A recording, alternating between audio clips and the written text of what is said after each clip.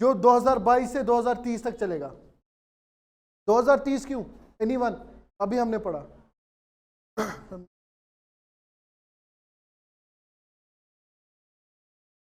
2030 क्यों? एनीवन? क्योंकि कंट्रीज का आईएनडीसी 2030 तक था।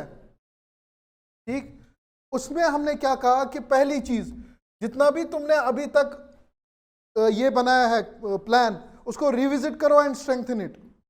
For example, if you have said that you will make 40% of your electricity from non-fossil fuel based resources, increase it to 60%. Moves very severely because effects बहुत खतरनाक हो रहे हैं। क्यों? 2022 तक हमें पता चल चुका था, ग्लोबल वार्मिंग ने हालत खराब कर दी थी और पैसे नहीं है अब because of the COVID crisis. तो countries are on their own, so they have to move strongly. So revisit and strengthen the climate plan.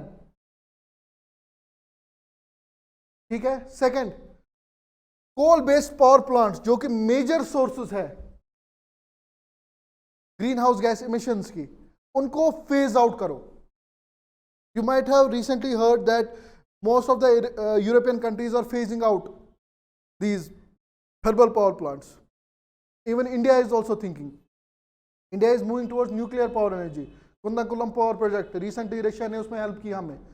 ठीक, China is moving towards using nuclear fusion process, not fission, fusion process for electricity generation.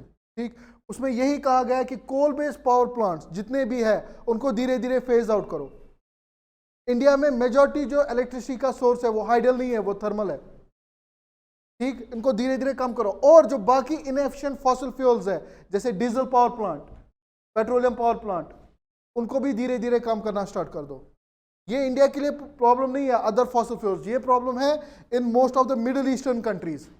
वहाँ कोल based power plants नहीं है, वहाँ oil based power plants है, petroleum, diesel, उनसे उनको electricity मिलती है।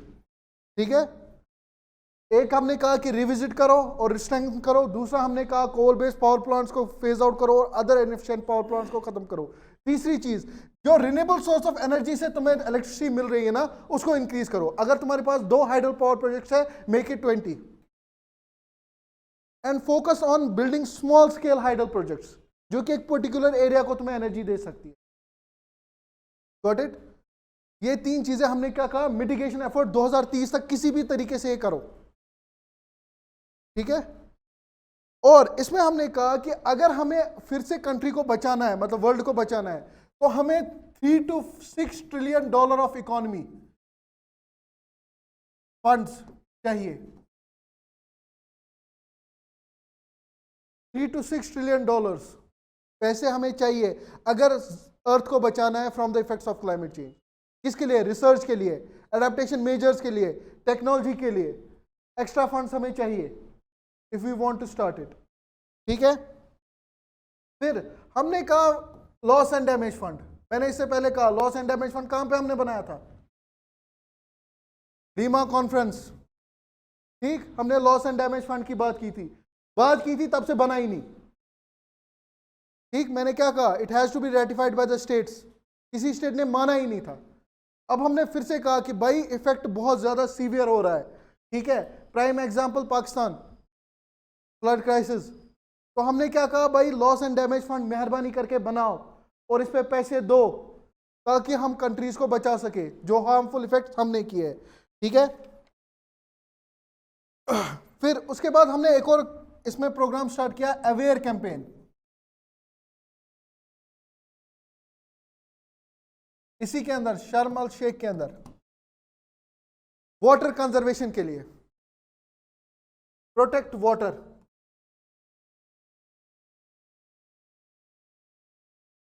Many of you might have seen that when Narendra Modi went Israel, he brought with himself and special technology. Anyone knowing? Apart from defense, ये बहुत अच्छी technology थी।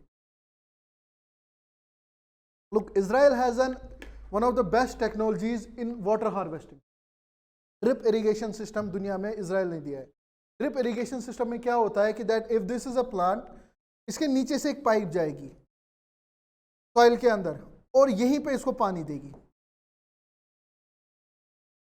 और ये कैलकुलेटेड होगा कि किस प्लांट को कितना पानी मिलेगा, और वहीं पे उसको कितने फर्टिलाइजर्स और कितना मैन्योर चाहिए वो भी यहीं पे होगा। इससे क्या होगा कि बाहर से जितना हम पानी दे रहे हैं ना उसकी जरूरत नहीं है, ठीक। और उसके बाद इजराइल ने एक स्पेशल टेक्नोलॉजी यूज की कि वो सेलाइन वाटर को फ्रेश वाटर में कंजर्व कर सकता है, ठीक।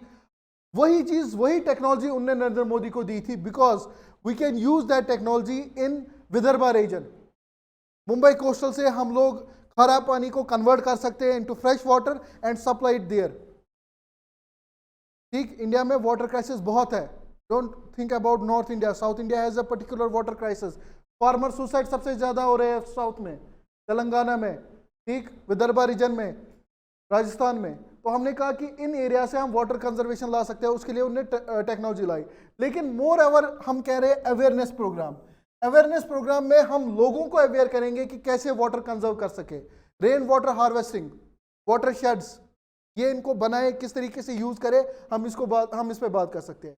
नोन एज अवेयरनेस कैंपेन, तो अवेयर पीपल, गॉट इट। ये भी हमने किस में कहा, शर्म अल शेख में, ठीक है। फिर हमने ये भी कहा कि जो कंट्रीज है they need to switch to other fuels apart from electricity. हम अभी तक जितने भी फ्यूल्स यूज कर रहे थे, जो हम कह रहे हैं कि रिन्यूएबल सोर्स से ला रहे हैं, हम फॉसिल फ्यूल्स के बदले हमने कहा कि we will move to electrical uses, but we can also use other technologies, other uses, जो हमने पहले भी कहा। तो अब हम उसकी टेक्नोलॉजी भी शेयर करेंगे। So you will see that in India and other countries there will be a popular thing start that wind energies भी अब कंजर्व की जाएगी, टाइडल एनर्जीज भी कंजर्व की जाएगी। और अब आप देखोगे कि दैट इंडिया में जो आप मैक्सिमम देखोगे मुंबई एरिया, जो कोस्टल एरियाज है, वहां पे जितनी भी मेट्रोज वगैरह चलेंगी वो इलेक्ट्रिसिटी वो यूज करेंगी जो उनके पास टाइडल एनर्जी से आई है। क्यों? अब टेक्नोलॉजी इसमें मिल जाएगी हमें, ठीक। फिर इसमें हमने कहा कि हम बनाएंगे ग्लोबल शील्ड फंड, और इसमें G7 कंट्रीज का बहुत बड़ा कंट्रीब्यूशन होगा। तो those vulnerable countries which are facing severe climate existential threats, उनके लिए एक फंड बनाएंगे, ठीक है, नथिंग एल्स। इसमें G7 का contribution, that's it. This is what we did in Sharm el Sheikh, ठीक। That completes your climate conferences, ठीक। अब इसके बाद जो भी कॉन्फ्रेंस होगी वो करंट अफेयर बेस्ड होगी।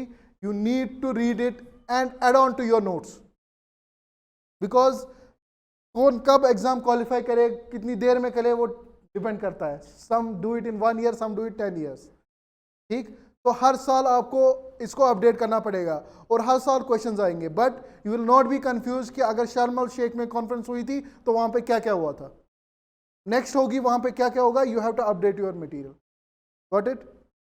So we'll write